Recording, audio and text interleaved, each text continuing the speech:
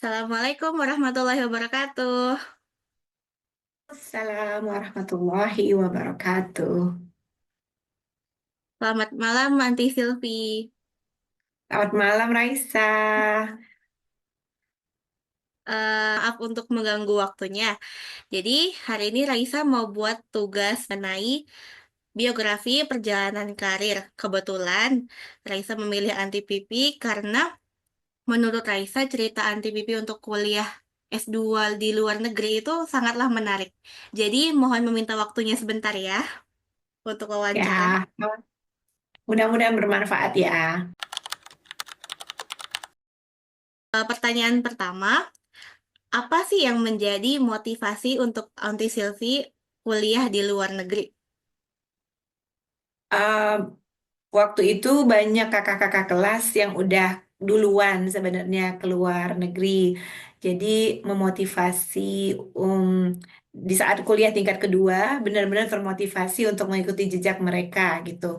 Tapi entah kenapa waktu itu memilih negara yang berbeda dari kebanyakan kakak-kakak tingkat tersebut. Makanya akhirnya sampailah ke dimulai dengan memilih negara Perancis, tapi akhirnya berkali-kali beasiswanya nggak lolos dan akhirnya mencoba beralih ke Jerman gitu. Akhirnya alhamdulillah masuk ke Jerman. Jadi motivasinya sebenarnya itu kadang lihat beberapa kakak tingkat yang udah duluan waktu itu ke Australia Hmm, mereka. Jadi termotivasi karena juga waktu itu eh, eh, belum belum belum seperti heboh seperti sekarang-sekarang ini sepertinya orang-orang untuk mau melanjutkan kuliah ke luar negeri dan eh, dan sebagai sebagai kayak semacam tambahan setelah dia mendapatkan S1-nya di dalam negeri seperti itu.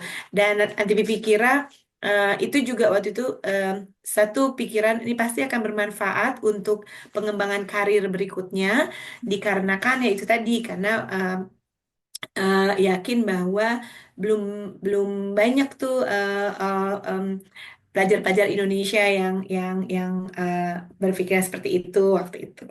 Sebenarnya waktu itu selama kuliah belajarnya bahasa Prancis karena waktu itu mikirnya karena kan background pendidikan nanti Bibi kan di teknik elektro telekomunikasi. Kebetulan beberapa orang dosen juga waktu itu S2 dan S3 mereka dari Prancis waktu itu. Belum ada yang dari Jerman waktu itu. Jadi memang termotivasi dari lihat oh di Prancis dari dengar cerita mereka sekilas oh di Prancis seperti ini. Jadi waktu itu selama kuliah ikut kuliah bahasa Prancis, tapi ternyata udah nyoba 3 kali untuk beasiswanya, nggak berhasil, belum berhasil saat itu. Terus kebetulan ada teman yang udah duluan meneruskan pendidikannya setelah tamat S1 ke Jerman. Dan kebetulan Anti Pipi juga waktu itu setelah tamat S1 langsung diterima kerja di perusahaan Jerman. Nama perusahaannya Siemens waktu itu, Siemens Indonesia. Dan bertemulah tuh sama orang-orang Jerman segala macam mulai dari yang hmm. engineer-nya, terus para manajernya lebih termotivasi lagi. Jadi ketika lihat ada pembukaan nama universitasnya TU Munich dan itu ada scholarship untuk kuliahnya, ini deh apply dan dapat alhamdulillah. Jadi kenapa, apa ada suka duka kuliah Jerman? Apa kayak pernah pengen nyerah nggak gitu? Dan apa yang menjadi motivasi buat tetap stay gitu di sana sampai menyelesaikan kuliah hingga akhir gitu? Ya, di Jerman itu yang mesti harus di garis bawahi ya. Di Jerman itu kan kalau S2-nya kan memang 2 tahun. Waktu itu bukan by research, bukan yang meneliti, tapi by course. Jadi mesti datang ke seperti kuliah S1. Jadi kita mesti ketemu apa berada di kelas, ngerjain tugas dan lain-lainnya. Tapi selama 2 tahun. Tetapi di Jerman itu sistem sistem pendidikannya terutama untuk program yang nanti Pipi ambil itu nggak peduli di semester manapun kalau kita ujian kesempatan untuk ujian itu cuma 2. Pertama ujian tulis untuk semuanya, kalau nilainya nggak lulus kita akan disuruh ujian verbal bilangnya kayak face to face sama dosennya. Kalau nggak lulus nggak peduli di semester manapun kita akan DO. Jadi mau di semester 1, semester 2, semester 3, semester 4 level stresnya akan bertambah karena kan semester satu oh oke beres gitu, atau semester satu langsung pulang malu juga gitu misalnya gitu ya, semester Iya, 2 iya, semester 3 iya. semester 4. Jadi stresnya itu sebenarnya di situ karena sistem Indonesia kan nggak menganut seperti itu ya, bahkan kita diberi kesempatan beberapa kali untuk bahkan mengambil lagi di tahun berikutnya, ngambil lagi tahun berikutnya kalau belum lulus, saya kayak gitu. Itu satu yang bikin stres. Yang kedua, eh, jauh banget dari keluarga itu memang semacam satu kekurangan. Bukan homesick, tapi mungkin ketika kita jatuh dan kita pengen makan, misalnya makanan Indonesia atau apa kan nggak langsung Iya, iya. dapat gitu seperti kayak di Indonesia. Terus jadi sistem pendukung kita juga kurang kan sebenarnya dan jauh gitu. Kita nggak bisa langsung pulang tiba-tiba kapan homesick dan segala macam gitu. Terus Hmm. beda waktu juga lumayan kan. Kalau misalnya summer 5 jam, kalau winter 6 jam yang gitu lumayan. Terus pasti banget waktu itu mungkin beda sama orang lain. Ketika orang lain mungkin senang-senang, nanti Pipi juga senang-senang plus sedih-sedih. Jadi Nah, memang iya. memang apa mixed feeling kalau orang-orang bilang ya. Tapi alhamdulillah berhasil menyelesaikannya dalam 2 tahun. Nggak pernah ujian verbal, ujian tulis lulus, tapi nilainya kadang-kadang C kurus gitu. Tapi lulus, alhamdulillah. Tapi kalau untuk masalah bahasa atau language gitu, apakah ada struggle di bagian situ nanti, Pipi? Kan? Diketahui untuk bahasa untuk kuliah di Jerman ya sama seperti Perancis sebenarnya sama lah seperti negara-negara Eropa yang bahasa pengantarnya bukan bahasa Inggris.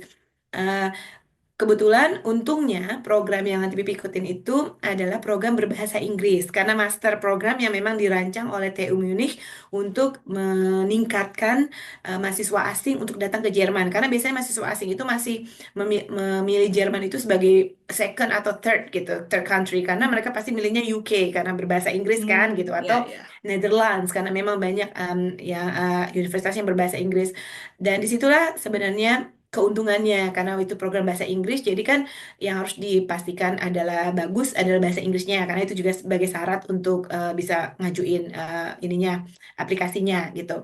Yang kedua adalah supaya dapat menikmati kehidupan di Jerman haruslah mempersiapkan diri juga dengan bahasa Jerman yang cukup cukup aja untuk digunakan misalnya untuk daftar diri ke kelurahan misalnya terus untuk beli groceries misalnya, terus Hmm, untuk nonton bola misalnya, at least untuk bisa menikmati environmentnya di Jerman. Tapi ibu waktu itu sempat ngambil kursus intensif 2 bulan hmm, sebelum berangkat. Mungkin karena pernah belajar bahasa Perancis, jadi hmm, walaupun bahasa Jerman itu susah, tapi nggak blank banget gitu waktu itu. Alhamdulillah. Jadi waktu hmm, itu memang memilih program itu karena dia menawarkan bahasa Inggris. Karena kalau ngambil program hmm, yang bukan bahasa Inggris, bahasa Jerman berarti harus ikut program persamaan dulu di Jermannya, biasanya selama 6 bulan. Jadi nanti hmm, pikir waktu itu nggak mau buang-buang waktu lagi, karena waktu itu udah pernah kerja selama 1 tahun kan, jadi pengen terus meneruskan S2-nya langsung waktu itu. Jadi karena tahu program itu bahasa Inggris lah, makanya juga waktu itu langsung apply ke sana. Itu rubah hmm, haluan dari Prancis ke Jerman. hmm. Bagaimana sih perasaan Anti Pipi dan keluarga kalau pas tahu Anti Pipi keterima beasiswa di Jerman itu? Apa Oh, Masya perasaannya? Allah. Mungkin karena Anti Pipi udah kerja di perusahaan Jerman ya. Jadi ketika tahu, dia waktu itu ada dua. Pertama, Anti Pipi keterima di salah satu perguruan tinggi di Cilandak di Jakarta. Jadi udah resign dulu nih dari kerjaan karena keterima di sana sebenarnya ya. Bukan bukan belum resign dalam proses. Oh, ini masih probation gitu ya. Probation masih 3 bulan. Sambil berharap-harap cemas yang Jerman ini bakal keluar gitu. Karena kan di Jerman waktu itu mulai kuliahnya Oktober gitu. Sementara yang ini udah mulai dari bulan Juni. Udah ini dulu ikut probation dulu nih di yang Indonesia yang di Jakarta. Udah datang nih tiap Sabtu Minggu gitu kan. Tapi ketika yang Jerman ini keluar, ya maksudnya kita benar-benar tiba-tiba langsung itu drop yang di Jakarta dan langsung bilang sama orang tua pengen sih mereka alhamdulillah mendukung karena waktu itu udah memikirkan keuangan, udah mikirkan jarak dan waktu dan segala macam. Ya akhirnya udah alhamdulillah semuanya senang karena waktu itu termasuk yang pertama juga yang keluarnya lumayan jauh gitu.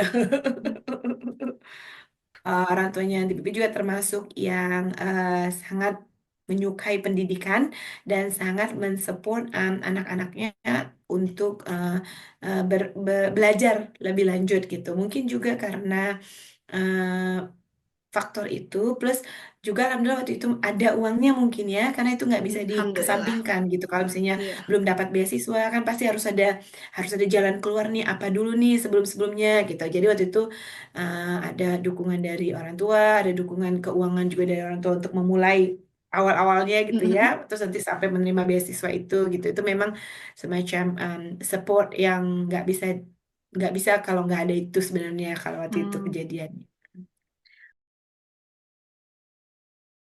Apakah Anti Pipi punya saran untuk orang-orang Gen Z kayak kami ini yang mau kuliah ke luar negeri gitu? Apa aja sih persiapan yang harus kita siapin buat study abroad gitu sebelum gitu? Ya kalau memang biasanya sih kalau punya kemauan pasti ada jalan kan Hmm. ingat aja peribahasa itu sebenarnya kan Hmm. kalau Iya, memang iya. keinginannya kuat biasanya kita akan nemuin jalan aja dan jalan itu insya Allah akan terbuka aja gitu jadi memang nggak bisa gampang menyerah karena nggak selamanya jalan itu kayak jalan tol kata orang-orang gitu langsung sampai Iya. bayar.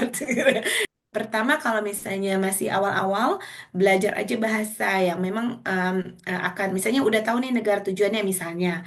Kalaupun belum, ya perbanyak dulu atau fasihkan dulu misalnya bahasa internasional yang ingin difasihkan gitu misalnya. Hmm. Sehingga membuka beberapa kesempatan-kesempatan nih, misalnya bukan nggak langsung nerusin kuliah, misalnya apakah dulu misalnya exchange student atau misalnya ada visiting country, saya berbagai macam program kalau nggak mau langsung misalnya S1 atau S2 atau apa aja gitu. Tapi ingat aja karena semuanya itu nggak selalu mudah dan mulus, asal nggak cepat menyerah dan banyak bertanya, apalagi sekarang banyak Instagram, ini banyak banget reel-reel ataupun account-account yang bisa kita follow yang legit ya, yang memang Yes.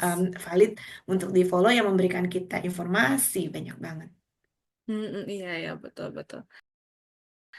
Oke, Anti Pipi, terima kasih banyak untuk beberapa menitnya. Ya, terima kasih banyak telah berbagi Semoga wawasan bermanfaat pikir ya semua. Raisa, Iya, buat Raisa dan amin. Masya tugasnya Allah. dan juga mudah-mudahan yang mendengarkan Hmm. semoga bermanfaat insya Allah. Amin ya Robbal. Makasih banyak Anti Pipi. Terima kasih. Sama-sama. Assalamualaikum. Sampai ketemu Waalaikumsalam. lagi.